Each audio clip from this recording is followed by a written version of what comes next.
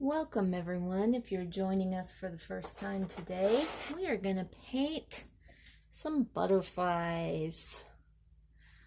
Got a few here, as you can see, different shapes, different colors, different configurations. They're just a lot of fun to play with. Now I've got a monarch here. I've got them all different ways. I've got a monarch here, but that's really the only one that's an accurate representation of a certain type of butterfly. I like using my imagination more, just because you can be a little more loose, and that is the name of the game with our watercolor practice, as I like to call it. We want to stay loose and not worry about the final product as much as we think about the process of watercolor, the process of creativity, and the process of mixing pigment and water on paper. At first, we're just gonna fill in our butterfly with some water, just plain water. Depending on the type of paper you have, yours will soak up a little more or a little less. And it's kind of something you need to play with on your own to see how your paper reacts. I'm using Arches 140-pound cold press, 100% cotton rag, so it really absorbs nicely. All right, if you can see a little bit of a sheen, that's how you tell how wet your paper is. And so ours is pretty wet. We're gonna grab some color. I'm gonna pick a magenta. I've got my magenta here, and I'm going to get quite a bit of pigment on my brush. I'm using a 12 round brush with a nice, holds a lot of water, and it has a nice point on it as well.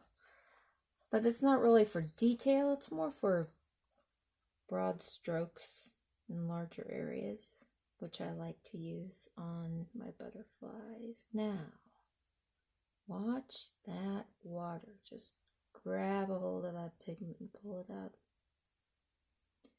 Just beautiful. Woo! Let's try it again on the other side.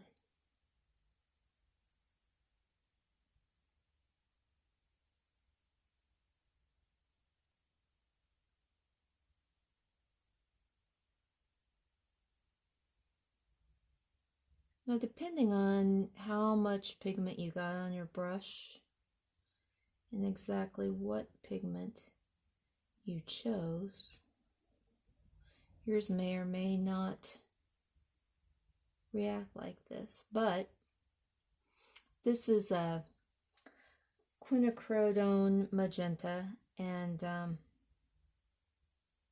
it's a very nice, transparent, vibrant color. This is called wet and wet, basically what we're doing. When we wet the paper first, and then we add in wet pigment, you get wonderful different effects. And we can also blend wet and wet. So let's try a little bit of that. Let's just go ahead and finish this wing here.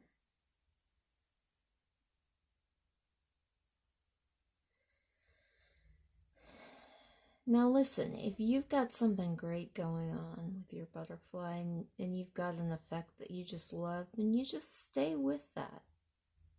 I'm giving you some guidelines to go with, but this is your creation. So do your thing.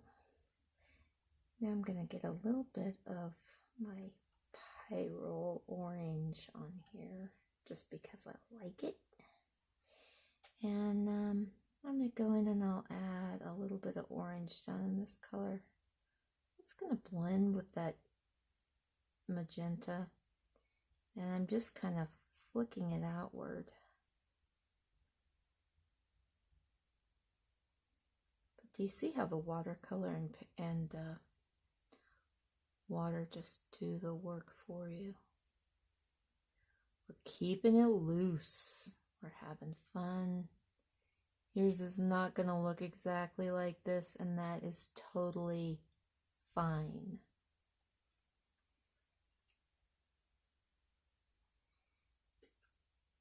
Part of the fun of watercolor is seeing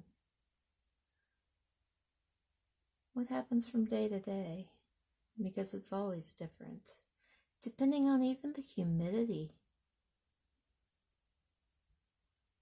in the air.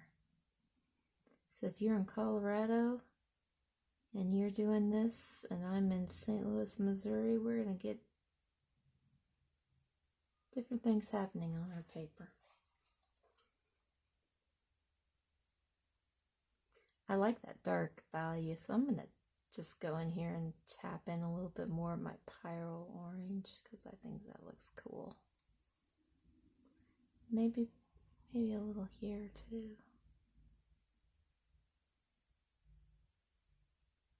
So we practice being creative every day, and we practice being loose. We practice not judging ourselves harshly. That's why I'm starting out with butterflies. Because I want you to just be able to relax into this a little bit.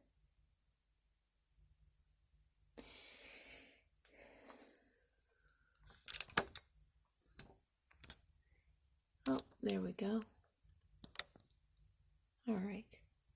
So we're going to let this dry, our beautiful wet and wet, and then we will come back in later and we'll add our detail for the body and the antennas later.